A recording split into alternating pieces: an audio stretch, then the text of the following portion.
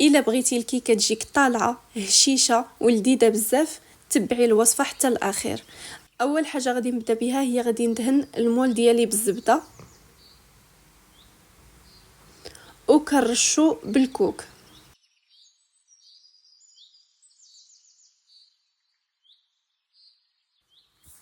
صافي هنايا المول ديالي واجد، غادي نحطو على جنب وكندوز باش نحضر الكيك اللي غادي نحتاج لها.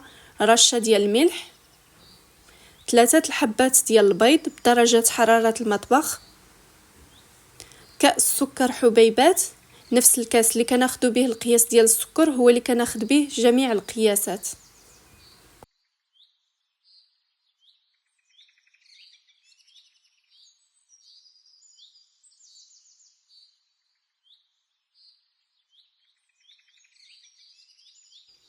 كنخلط مزيان حتى كيتضاعف الحجم ديال البيض، وغادي نضيف كاس ديال الزيت، كنضيفو بالتدريج وانا كنخلط في نفس الوقت.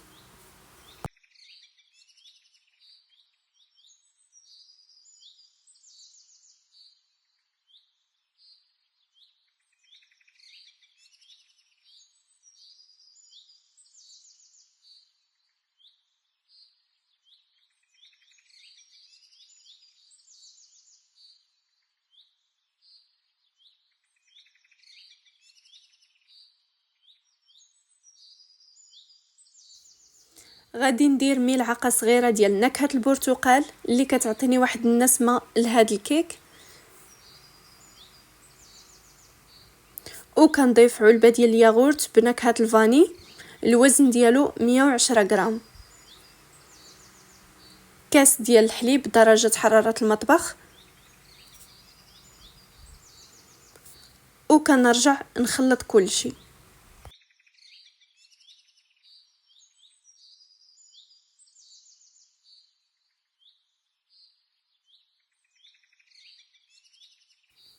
وهنايا غادي نضيف نصف كاس ديال الكوك اللي كيعطيني واحد النسمه زوينه في هذا الكيك،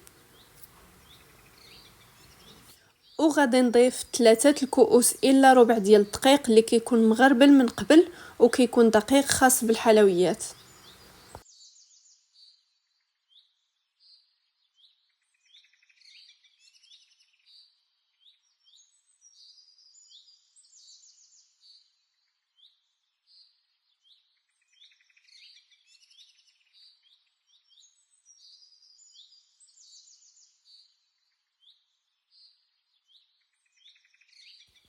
كيف كتشوفوا كنحصل على خليط اللي كيكون ماشي خفيف بزاف في نفس الوقت ما كيكونش ثقيل بزاف. بالنسبه للدقيق كيبقى على حسب النوعيه، يعني ممكن نحتاجو اكثر او لا اقل. اخر حاجه غادي نضيفها هي 2 الاكياس ديال خميره الحلويات المجموع ديالهم 16 غرام، وملعقه كبيره ديال الخل.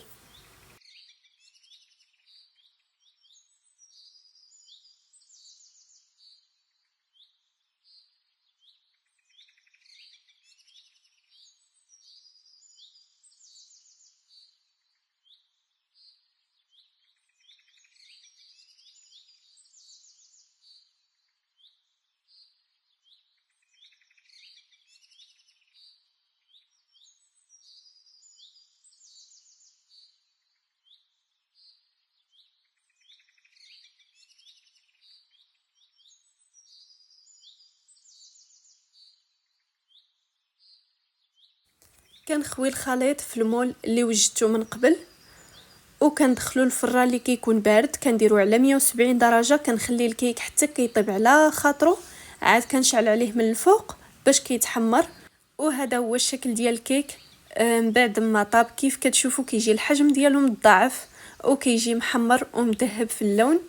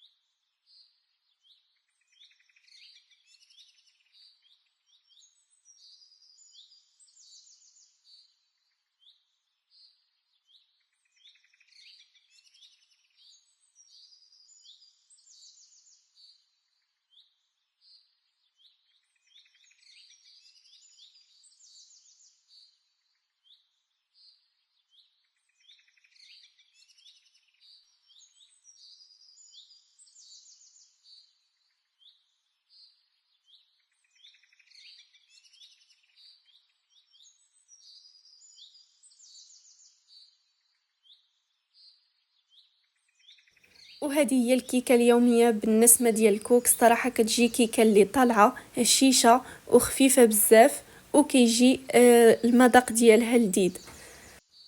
بالنسبه للتزيين غادي نخليها كيف ما هي، غادي نزينها بتزيين بسيط، غادي ندهنها بشويه ديال الكونفيتير ديال المشماش، وكنرش عليها الكوك في الوجه ديالها.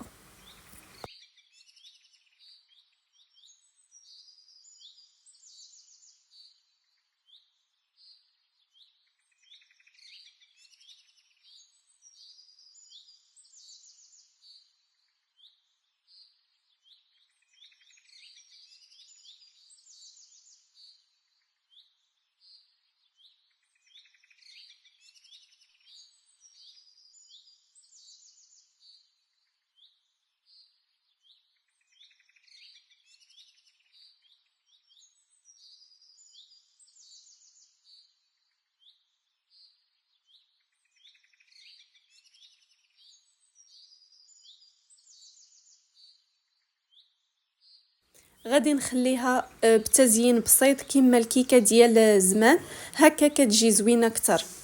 وحتى لهنا نكون وصلنا لنهايه الوصفه. نتمنى تعجبكم الوصفه ديال اليوم، تجربوها وتنجح معكم. نتلاقاو في وصفه جديده وفيديو جديد. السلام عليكم.